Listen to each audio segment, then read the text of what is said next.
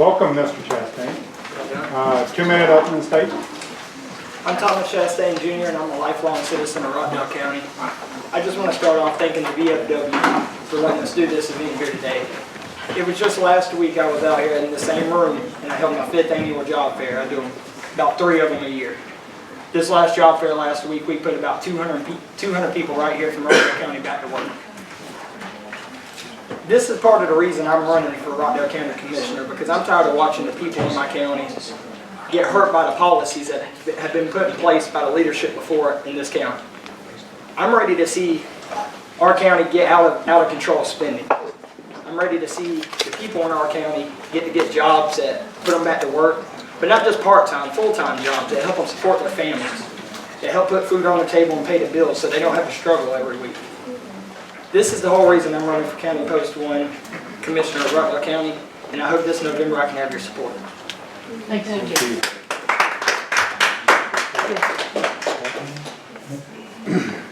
Mr. Chastain, over the last 7 years, it's no secret that the BOC has relied very heavily on the reserve account to balance their budgets. This started in 2010. Since this administration has started this practice, there has been more than $20 million removed from the reserve account, which I will say was at some time over $45 million when they came into office. My question here is, what specific cuts are you going to propose to reduce the annual budget to where we don't have to use that reserve account, and further, how are you going to replenish the now depleted reserves? That's a good question. I really appreciate you asking it, because the budget and fiscal responsibility is part of my biggest issues running for Post 1 Commissioner. Our reserves right now, as you said, they're about depleted. In this next budget cycle, we're going to go run into the red for the first time in a long time. Sorry. Instead of making cuts, we can make cuts, but the biggest thing we need to do if we're going to start pulling our reserves back is start looking at the expenditures we have and putting out better solutions to get better contractors for our services, cheaper contractors, whether it's through bidding processes, anything else that we can do to try to cut costs anywhere we can already. If we can't cut those costs, we need to start looking at programs to hold our department heads accountable themselves on the budgets. So my first thing would be, I want to come in and I want to ask each department head to talk with me individually, and we want to see where we can cut 1 to 2% among every department. We need to get each department to work to try to cut, whether it's cutting the program out or just trying to find new contractors to take over that can give us better results. But right now, if we want to get the budget and the reserves back on track, we've got to cut the irresponsible spending out. That's all this stuff like putting new signs up at the edge of the insurance ramps getting on the highway. We need to invest in the people before we invest all around the people. The people have to be doing better in the community. And if we want our reserves right, we have to start spending the money wisely. Thank you. Thank you. Mr. Chastain, public safety should be the first and most important service that government provides. It's imperative that we properly fund our public safety departments and adequately pay those laying their lives on the line for the community.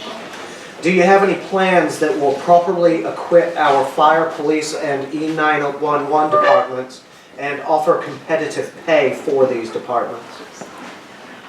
This is something I've been looking into a lot here recently, because I'm not exactly all the way up to date on every little area in the 911 operations and the sheriff's department and everything else. But I do know, like, as of this point, the sheriff's department gets $20 million from our budget. Now that's not too much, because, as you said, that's our most vital component of the county is being safe. We need our sheriffs to be in office. We need the cars they run to be maintenance, everything else that the money there goes for. But there's evidently a problem with expenditure if we're putting $20 million, which is 1/3 of the county budget, to the sheriff's department, but we can't seem to get and hold sheriffs with the pay that we're paying now. So I would suggest just some common sense cuts to be put in place here, or to start looking at finding ways that the sheriff's department can bring in their own revenue by maybe putting traffic forces back out on the ground more and pushing to get more tickets and revenue in that way. But as of right now, $20 million in revenue that the county's getting, that the sheriff's department's getting, we need to figure out where that money's going to figure out if we can get any of that money to go start paying sheriffs higher pay, so we're not the training point for the county no more. That's what it seems like we've been, is sheriffs come here, we train them, they end up being great officers, they go off to another county. If we want to hold them, we got to figure out first where this $20 million is going, and then we got to start figuring out what can be cut and how we can get them officers higher salaries to compete and them to stay here in our community. Thank you very much. Mr. Chastain, there are a number of things that add quality of life to this community. One of those things I think is the Park and Recreation Department, and also includes the senior service, which does a good job of taking care of our seniors. What are your ideas that would add quality of life to the residents of this county?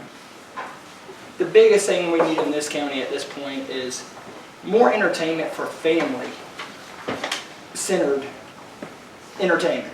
Whether it's, so me and my fiance over there and our daughter can go to a place for my daughter to have fun, but still have something there with us, like a Dave & Buster's or something like that. The economic development in the county hasn't allowed us to be able to reach out and pull them kind of family-oriented entertainment into our community, and that's what we need to do as a county to build a unity and just to unite the community, is bring more family-oriented stuff back to our community so that people don't have to go to Gwinnett, DeKalb, stuff like that just to have fun. We need to be able to do it here and keep the people here. So our tax money is being spent here, the revenue's coming back to here, and our people saving money by not having to spend gas to drive all over the world to have fun. Okay, thank you. Mr. Chastain, you've had great success helping the citizens of Rockdale County find good, stable jobs. With a combination of the job fairs that you organize virtually single-handedly, the Rockdale Jobs Facebook page that you created also. What are your ideas to expand on this success in the county commission, as a county commissioner?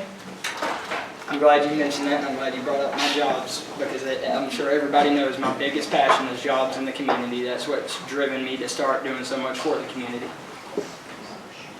Right now, people aren't getting jobs in the county for a matter of reasons. One of the main reasons is they don't know about a lot of the companies that are out here hiring. That's what started me with Rockdale Jobs Group. That's kind of the access point for them to come together, for companies to post for free, and people to come on there and find the jobs for free.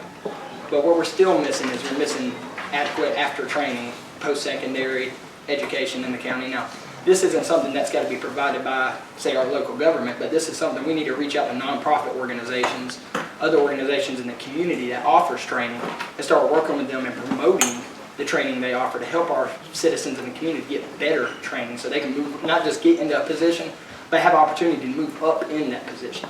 We don't want them to just stay at $10 an hour for the rest of their life. We want them to be able to move up to $25, $30 an hour.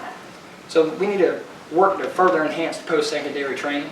But other than that, we need to start with the economic development. We need to start working to bring more businesses and more industries to our county so nobody has to worry about a job in their market not being here. We need to be the county where the companies are running out of employees, you know, because all of our employees are good and they had something they could go do. Right now, our county doesn't offer anything like that. We need a commissioner that's ready to look at the people, see what the people need, and work to get them into those spots. Thank you, sir. 2 minutes for a closing statement, Mr. Chastain. Again, I really appreciate y'all all coming out today to listen to all the candidates that spoke. This is a very, very critical election for our county, for our state, and even for our country, as so many issues have been brought up today that are critical to every one of us. So I really appreciate you all coming out, listening to us, and I really hope y'all can support us this November. And feel free to go online to www.chastainforrockdale.com, and you can see more about my platform, what I plan to do for Rockdale County if I'm elected commissioner. Thank you very much. Thank you.